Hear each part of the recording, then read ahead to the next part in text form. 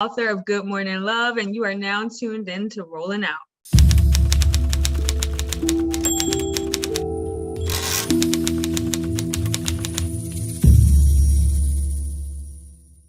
What is going on, everybody? My name is Malik Brown, here for Rolling Out Meet the Author series. And today I have the pleasure to speak with Ashley M. Coleman, the author of the novel Good Morning Love. Ms. Coleman, how are you doing today? I am doing fantastic. How are you? I'm doing good. Glad to be speaking with you today about your book. So just, for anybody that hasn't heard anything about this book and wants to know, a quick synopsis, what is this book about? Sure. So this book is really like romance, but disguised as a woman's ambition, right? And so the book follows Carly Hinton, who is an aspiring songwriter, but she also works a day job at a media company while she's trying to pursue these big dreams in New York City. In the midst of kind of this plan that she's set for herself, her world is really disrupted when she meets a rising R&B star named Tal Anderson, who kind of flips her calculated world upside down in her pursuits for just her dream of music and following in her father's footsteps. I love that. Just hearing that, it sounds like a movie. Yes, tell the people. We can option it. It definitely sounds like a movie. So, just hearing the storyline, what kind of inspired you to write this? Sure. So I feel like it's been a lifetime of just inspiration. So I really started foraying into writing for public consumption in the blogosphere, right? So I'm like definitely of the blog generation. And the very first blog that I started was based on the fact that I too was aspiring to work in music creatively. And I just felt like there were so many characters that lived there, right? So there were interesting people, to say the least. And so my first blog was kind of like this chronicle of different experiences that I was having in the music industry that morphed into different things. And then now I am 10 plus years into a career on the business side of music, more so working as a music executive.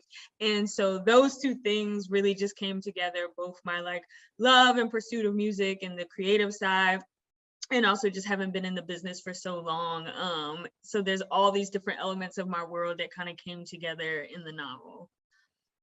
So would you say this book is about you? No.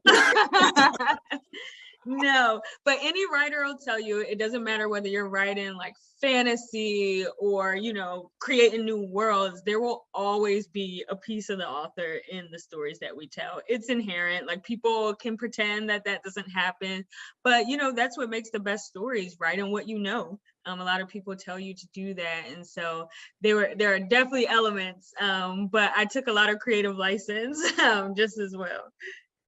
Definitely, and I read like a little short thing about the book, and I know you talked about you were really tackling some real world issues in the book, as far as like women and how to maneuver in a male dominated industry and things like that.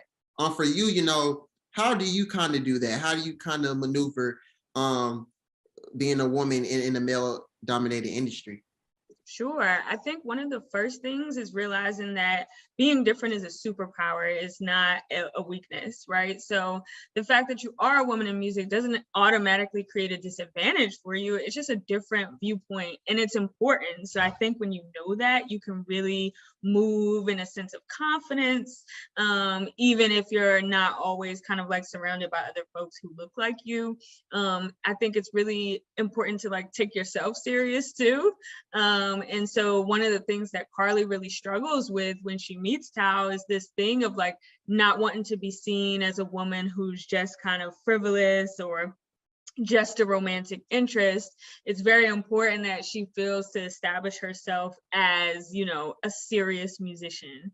And so I find that has been something that was helpful for me, which is kind of like taking my own self serious. And thankfully I had a lot of great male mentors who helped me along. And I know that that's not everybody's story or experience, but I was really fortunate in that way to have folks really take me under their wing. Definitely. And just, you know, how important is just having mentors in general? I know you say you talk about you had a lot of males, but you know, how important are mentors when, you know, trying to, you know, do what you want to do, start a career and go through that lane? Sure. Mentorship is essential. You need people who have been there and done it. And I also have some other great female mentors as well, coming up in the music industry, but it just helps you to have someone to bounce ideas off of, tell them, hey, this is what I'm thinking, this is what my plan is, to have them share their wisdom. And it's important that you actually listen to them. I find that now that I'm older and trying to like give game to other like younger folks coming up in the industry, it's like sometimes I think they think their ideas are better. And in some cases they are, I feel like I learn a lot from younger people just as much as I hope that they're learning something from me. But I think this younger generation specifically, I think it's important that they kind of take heed to some of the wisdom and incorporate it into what their plans and what their thoughts are, because they're just as valid. But sometimes folks are telling you things for a reason because they've been through it and they want to help you avoid some of the pitfalls that they might have been through. And just talking about the book, you know, you kind of touch on how it's a romantic book, but also, you know, you talk about the working industry. Just I guess while writing this book, did it kind of feel like it could be like a self-help book as well, for you know, for women, you know, trying to navigate through and things of like, and trying to maybe find romance and things like that. Did it kind of feel like a self-help book while writing it? Well, that's an interesting take on it. I think you can always extract things from people's work, right? From novels, from fiction. There's always real life great themes in novels. And it's not because I didn't really set out to do those things. I think that's important for young writers to understand. Like, you don't always have to like start with themes and then try to write something that fits within it. What you do is you write the story you want to tell, and then you find the themes that kind of come out of doing the work. And so I think it'll be interesting for women because there is this element of like, what do I do if I am really feeling someone? And how do I navigate that? And everyone tells us not to date at work. And if you're pursuing music, well, that is your work. So I think there'll be a lot that they can kind of extract from it and just they'll see themselves in the story. And I think that's most important, and hopefully will give them some insight on how to navigate for sure. And I know you kind of talk about the importance, but for you, like, was that really the importance of you kind of telling this story, or was it like something else that kind of, you know, nudged you into why was it important to tell a story like this? Yeah, so what's hilarious? It's like, I think the nature of writers is to be inquisitive. And so I often tell writers that are a part of my own writing community, Permission to Write, I often tell them, like, it's asking questions. And so I really think this book took on a lot of forms and things after, but quite honestly, the question that I was asking myself was, what happens if the Playboy falls in love? uh like, what is that place of maturity and that rising R&B star might come to at some point in their life? And so that was the initial kickoff, and then I was just able to kind of incorporate all these elements of my experience over the last 10 years to kind of craft a story around that. But I think some of the best things that we write, whether it's articles or novels or whatever the case may be, it's sometimes the questions we ask. And this kind of really blossomed out of that question. Definitely. And I wanted to ask you, you know, because you know, you talk about your years as a being in music executive. How were those years how did those kind of help you form a book? Sure. It was all just documenting. So in the same way that writers ask questions, we're also historians and storytellers. And so I literally felt like sometimes I was watching my life through a lens, like, like almost being like a spectator to my own life, and just being in studios and meeting different Grammy nominated producers and songwriters and being around it was just of so much interest to me. And I literally just feel like I was collecting all those stories and all those characters to be able to to recreate that world in Good Morning Love. So it's all been just great experience to come together for this book. Do you remember the day you woke up and was like, dang, I'm gonna write a book? You know what? It was such a distinct thing that sent me in that path. So much like many writers, I've always written, but I never thought it was something that like you could make a career out of. You know, I just thought, well, everybody has to write. We all have English class. But as I got older, towards high school, I started realizing like, oh, some people have maybe a bit more of a knack for writing. And so really it started from applying for a fellowship somewhere around like 2017. I was applying for a writing fellowship. You needed a 20-page sample. I had kind of had this idea swirling in my mind. So I wrote the 20 pages and I didn't get the fellowship, but I thought, okay, I didn't get this fellowship, but I still want to see this story through. And so that honestly propelled me to see where it went. And until then, I had only written short stories. I could never really like expand a story that I felt like was like novel worthy. But this was the first story that I think really just inspired me to like 80,000 words. And I was like, man, this is so insane. And, you know, hopefully there might even be more to tell about their story. We'll see. But yeah, it just really blossomed from applying for a fellowship and thinking like, hey, this is okay. I should see where this takes me. And that got me to a draft, which was just insane. Do you kind of feel like all that kind of just happened? Like, was it like God's plan, you know, just, I didn't get it, but, you know, like it kind of helped you just to have something of your own and just kind of figure out, you know, like, I can do this on my own. I don't need a fellowship. Like I can do this myself. Story of my life. I feel like I'm always a person who's like taking shots, you know, and some of them you make and some of them you don't. And I've never been a person to let barriers or challenges or obstacles or no's get in the way of like what I see for myself. And I think as a small child, my mom always took me to the library. My love of reading really was nurtured by my mother. And I always kind of had this thought of like, maybe I could do this. Like I remember growing up reading the books like Fly Girl and, you know, Omar Tyree and like Diane McKinney Whetstone, and just thinking like, maybe I could do this. Like these characters feel like people I know, and like maybe one day I could do it, but it was this far off thing. And so to get to a point where I was able to write a novel, it was literally like a dream fulfilled. So I absolutely would have to agree that if it definitely cue Drake of how things all came together for this book to happen. And I'm thrilled because it is a dream actualized. Like I can't believe it's happening. I want to ask you, you know, you talk about taking shots. How important is it? Let the people know how important it is to just continue to take shots, and you know, you're gonna miss some, but at the end of the day, like you say, something's gonna go in.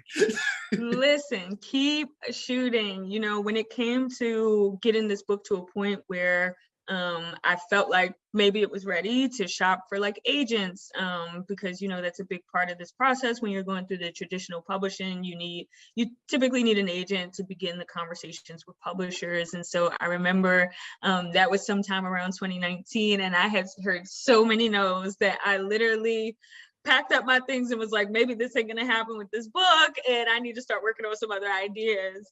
And so I started working on like a collection of short stories until the top of 2020. I got an email from my current agent, Jessica Reno, saying that she was interested, you know, in learning more about the book and starting that process. And so, man, I asked a lot of people. I knocked on a lot of doors that year. But it really only takes one yes. And I think you have to remind yourself of that, specifically in a career like writing. There's going to be more no's than yeses. Even still, like, even after I had an agent, I was still getting rejections from other agents because of how long it takes them sometimes to like work through their load. And even now with this book coming, I'm still pitching articles and things, you know, and writing, and I still get no's there, you know, and I'm like, do you know I got a book coming out? But it's all good. Sometimes things aren't the right fit. There's a lot of things that go into the no's. I think the most important thing to take away from it is just to understand that every no is not an indictment on your ability. And I think once you get past that, I think you can really kind of take the rejection a little bit better, because you're like, okay, cool, next thing, but you got to throw up those shots. You preaching right now. Sticking on like life lessons and values and everything. We kind of talked about some of the things that you kind of hit on in the book, but what are some other life lessons or things that you kind of touched on in the book that we may have not talked about yet? I think that's a good question. One thing I like a lot about the book is like family. Carlisa is really like connected to her family in a different way. She has this like musician father, but also she has a really tight bond with her Afro-Latina mother. And so I love that element of it, because I think sometimes we kind of get off from our families and we're pursuing these careers, and they can be such a big element in either our success or our demise, the type of relationships that we have with them. So we kind of touch on that. I also love that we talk about friendship. So Carlisa's best friend, Talia, is such a pivotal and key person. I think we saw where especially Black female friendship was represented so well in a show like Insecure. And so that was important for me too, because I just feel like sometimes women are made out to be so catty and like we can't really make like great bonds. And I think that's an old trope. I don't think it's as true. Like we all know that that's a farce, but sometimes it does still peek its head out. And so I wanted to make sure to really show a strong representation of what female friendship could look like in the book as well. So those are things that I'm really excited about. And that's why I'm like, it's a romance, but there's so many other factors that I think add into this rich story about Carly's life. Love that. I love that. So going to the title, did you think of the title after you wrote it or before you wrote it? And after that, why Good Morning Love? So Good Morning Love has a great story.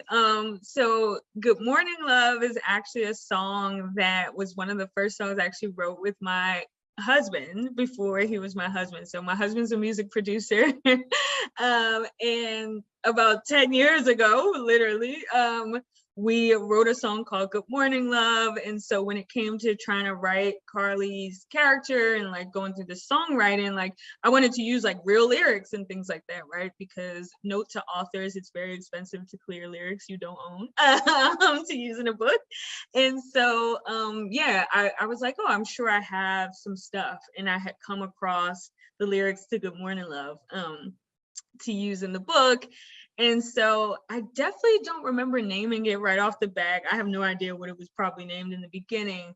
But as I was writing and we incorporated this song, that was kind of where the title came from. But it's this really full circle and meaningful thing because it was something that I worked on with my husband before we ever knew that we would be married. And so, it's a real life song and lyrics that we wrote. I think that's pretty cool how you were able to kind of put all your passions into kind of just like one big thing and just show the world. I think that's pretty cool. Like how inspiring is to know that that you're teaching other like young women and things like that you can take on these two things, but at the same time you create it into one big thing and it just blows up like this. Yeah, it's so humbling, quite honestly. I just, we're all looking for representation, right? Like that's such a big word right now, but it's important for us because we know what's possible. And I think like growing up and as I was kind of like making my way in the music industry, I just felt like I always wondered, like, why didn't I know this before? Why didn't I know this was available to me? When I first started studying music, I also was studying to be a recording engineer. So I studied audio and sound and mic placement and all that stuff. And, I would always look around my classes and I would be one of two girls. And, the rest would be mostly like white males, quite honestly. And I always felt so far behind.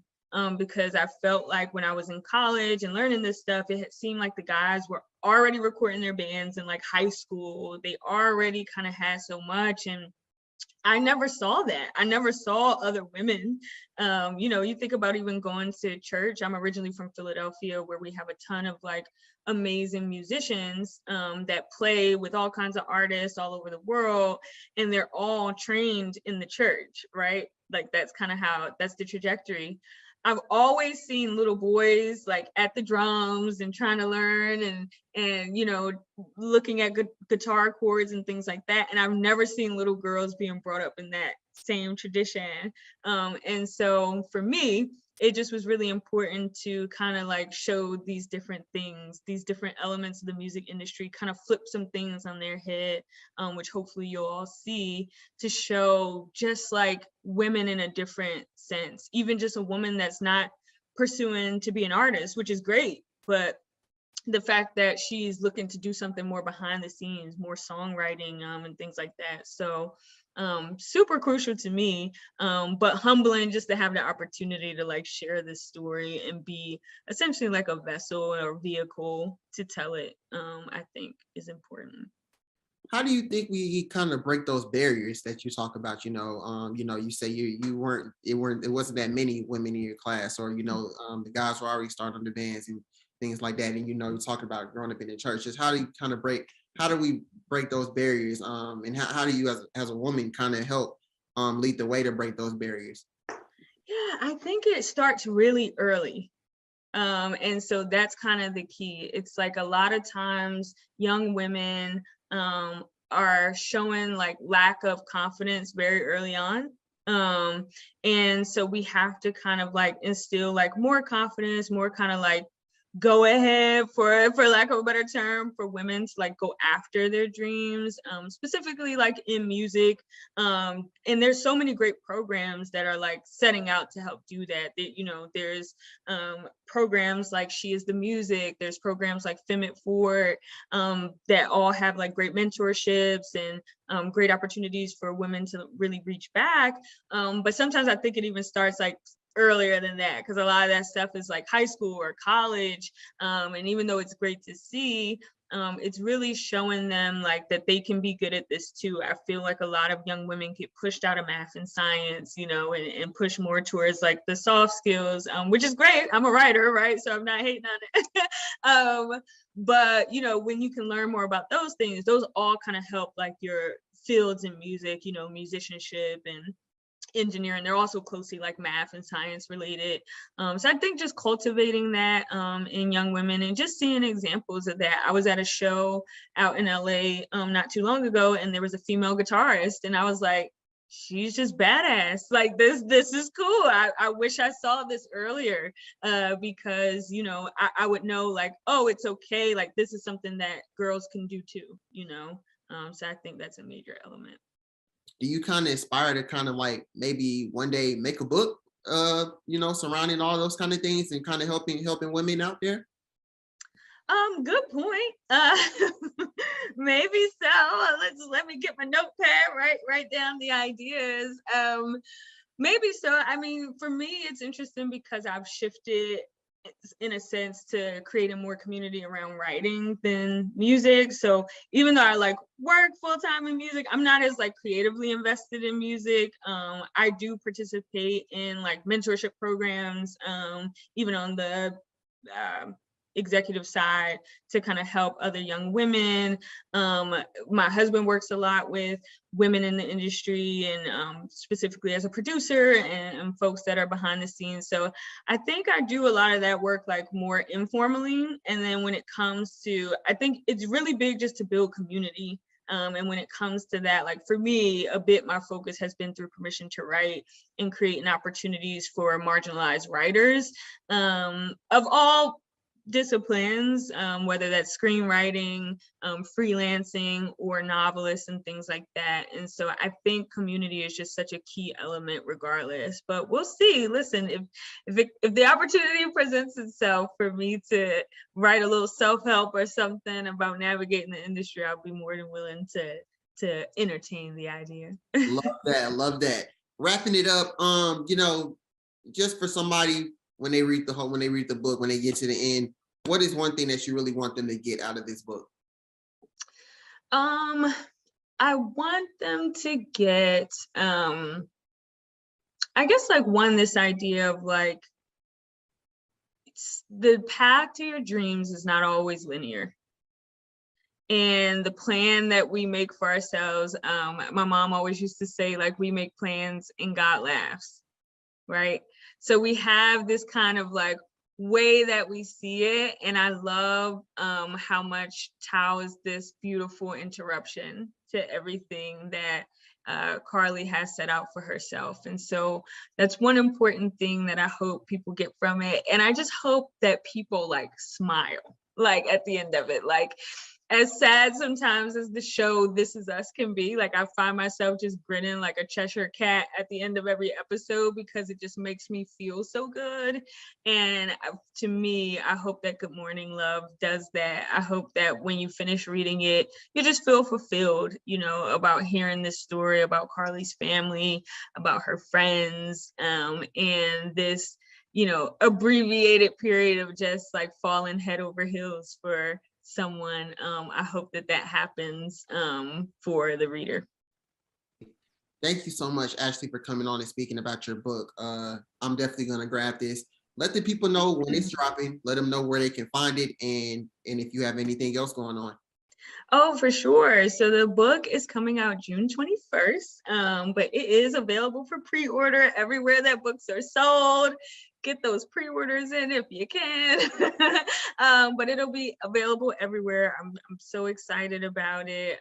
It's already kind of making some rounds, which is great. And I'm looking forward to the full-on press when the book is out and available. You can catch me tweeting always at @AshleyMColeman_. So I'll definitely have different updates about the book, hopefully some giveaways, and you can just tune into everything else that I'm doing specifically for Community for Writers, and things of that nature, and just new projects that are on the horizon. Thank you, Ashley, for coming on and speaking about Good Morning Love. Make sure you guys go check it out when it comes out in June. And thank you, and continue to strive, Ashley. Yeah, thank you. This was great. I appreciate it. Thanks for having me. Anytime. Thank you guys for coming and showing up.